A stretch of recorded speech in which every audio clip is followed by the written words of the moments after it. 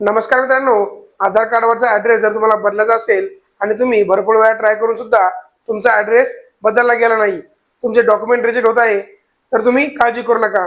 आज मी तुम्हाला अशा फॉर्मबद्दल सांगणार आहे की तुम्ही कोणत्याही तुम्हाला डॉक्युमेंट लावायची गरज नाही। फक्त तुम्ही हा फॉर्म जर व्यवस्थित भरून दिला तर तुम्हाला पत्ता बदलण्यासाठी कुठलाही डॉक्युमेंट किंवा कोणत्याही ऑफिसला चक्कर मारायची गरज नाही।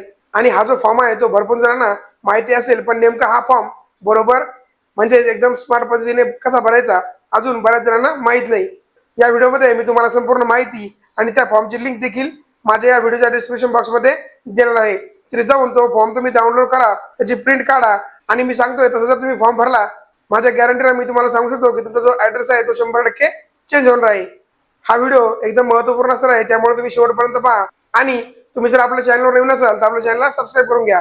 चला तर मग सुरू करूया। तर मित्रांनो, सगळ्यात अगोदर हा जो तुम्हाला फॉर्म दिसतोय ह्या फॉर्मची तुम्हाला कलर प्रिंट काढायची आहे आणि हा जो फॉर्म आहे तो कसा भरायचा मी तुम्हाला लगेच सांगतो। बघा, हा जो फॉर्म आहे तो मी तुम्हाला फॉर्म दाखवते। हा जो आहे तो डेमो फॉर्म आहे, यामध्ये सगळी डिटेल्स कशी भरायची हे मी तुम्हाला स्टेप बाय स्टेप या व्हिडिओमध्ये सांगतो।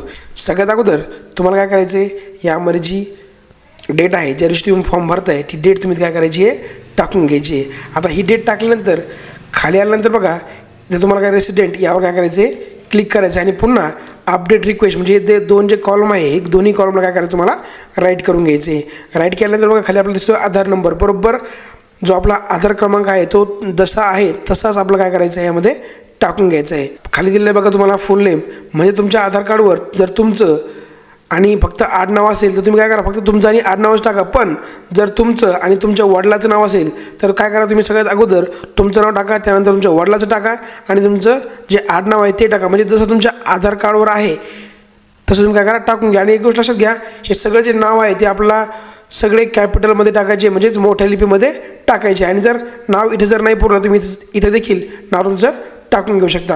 आता त्यानंतर हाऊस नंबर, अपार्टमेंट म्हणजे तुमचं जर हाऊस नंबर तुम्हाला माहीत असेल तर तुम्ही काय करा टाकून घ्या, जर माहीत नसेल तर तुम्ही अंदाजेसुद्धा टाकू शकता। आता त्यानंतर बघा खाली दिलेला आपला स्ट्रीट आणि रोड, म्हणजे तुमच्या घरापासून एखादा रोड जर असेल म्हणजे घराजवळून तुम्ही तिथे काय करू शकता, एखादं तुमचं नगर असेल म्हणजेच तुमच्या कॉलनीचं नाव असेल ते कॉलनीचं नाव देखील तुम्ही इथे काय करू शकता टाकू शकता।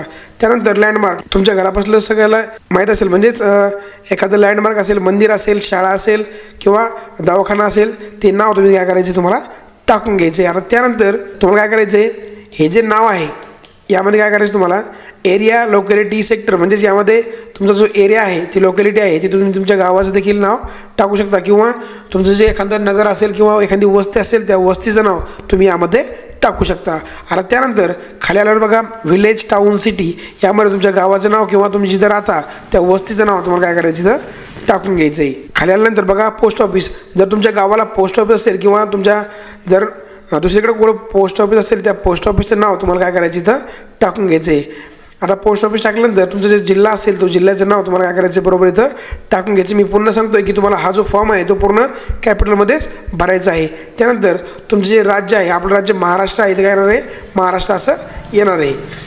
त्यानंतर तुमचा जो पिनकोड म्हणजे घरातला एखादा आधार कार्ड असेल त्या आधार कार्डवर बघून तुम्ही काय करायचं, तुमचा प्रॉपरली पिनकोड जे आहे तो काय करायचं तुम्हाला इथं टाकून घ्यायचा आहे। आता ही झाली आपण जी आपली पहिलीची माहिती आहे ती आपण काय केली, ही पूर्णपणे भरून घेतली। आता सगळ्यात महत्त्वाचा प्रश्न येतो, इथं नेमकं साईन कोणती करायची, इथं काय करायची तुम्हाला, यामध्ये तुम्हाला दुसरी कोणाची साईन न करता इथं तुमची साईन असेल ती तुम्हाला साईन काय करायची, तुमचीच काय करायची आहे टाकून घ्यायची, म्हणजे तुमची जी साईन आहे तिथे काय करायची तुम्हाला करायची आहे। आता त्यानंतर बघा इथं या जो बॉक्स आहे म्हणजे कोरा फॉर्म तुम्ही बघा, इथं या कोऱ्या फॉर्ममध्ये हा जो बॉक्स दिसतो या बॉक्समध्ये प्रॉपरली आपला जो फोटो आहे तो काय करायचा इथं चिपकून घ्यायचा आहे। त्यानंतर आता यामध्ये साईन कोणाची येणार हे तुम्हाला मी सांगतो। खाली आल्यानंतर हे बघा, हे जे सहा जे ऑप्शन दिले आहे यापैकी आपण कोणाची साईन घेऊ शकतो। आता मी तुम्हाला सांगतो की नेमकं साईन आपल्याला कोणाची जमते। तर सगळ्यात अगोदर बघा इथे दिलेलं आहे आपला खासदार, आमदार किंवा विधान परिषद सदस्य किंवा नगरसेवक याची साईन जर असली तर तुम्ही इथं घेऊ शकता। त्यानंतर दुसरा ऑप्शन दिलेला आपला गट राजपत्रित अधिकारी, कर्मचारी भविष्य निर्वाह निधी, EPFO अधिकारी याची देखील आपण इथे काय करू शकतो साईन घेऊ शकतो। त्यानंतर तिसरा ऑप्शन दिलेला आपला तहसीलदार, गट ब राजपत्रित अधिकारी, म्हणजे आपण याची देखील यामध्ये साईन घेऊ शकतो।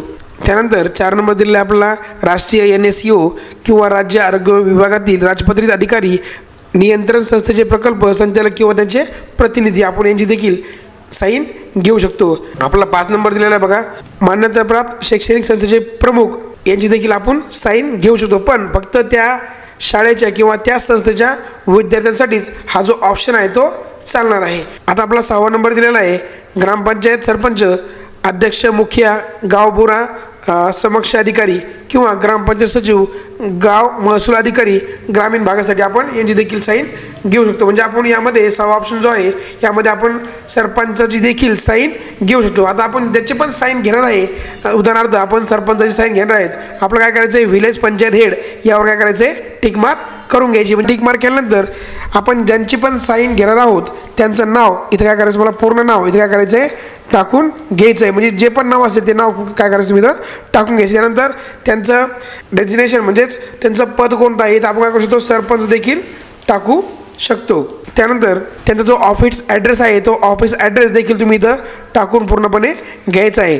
आणि सगळ्यात महत्त्वाचं आता बघा, त्यांची सही आणि शिक्का कुठं घ्यायचा.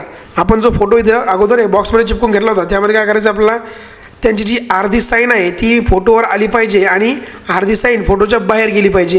आणि जो वरचा शिक्का आहे तो देखील अर्धा फोटोवर, बघा यामध्ये शिक्का दिसतोय आपल्याला, हा शिक्का जो आहे तो अर्धा फोटोवर आणि अर्धा फोटोच्या खाली अशा प्रकारे आपला शिक्का जो आहे तो असला पाहिजे. त्यानंतर खाली यायचं बघा, दुसरी साईन आपल्याला घ्यायची आहे. हा जो स्टॅम्प दिसतोय हा स्टॅम्प इथं बघून घ्या, अशी स्टॅम्प आणि स्टॅम्पवर थोडीशी साईन यामध्ये आपल्याला आली पाहिजे. आणि सगळ्यात महत्त्वाचं म्हणजे ही जी चेकलिस्ट आहे ह्या चेकलिस्ट आपल्याला काय करायचे, पूर्ण राईटली क्लिक करून घ्यायचे, म्हणजे टिक मार्क करून घ्यायचे आहे. तर तुमचा जो आधार ॲड्रेसचा जो फॉर्म आहे तो ॲक्सेप्ट केला जाणार आहे आणि तुमचा जो ॲड्रेस आहे तो चेंज होणार आहे. तर मित्रांनो, अशा प्रकारे तुम्ही जो आधार ॲड्रेस करेक्शन फॉर्म आहे तो भरू शकता.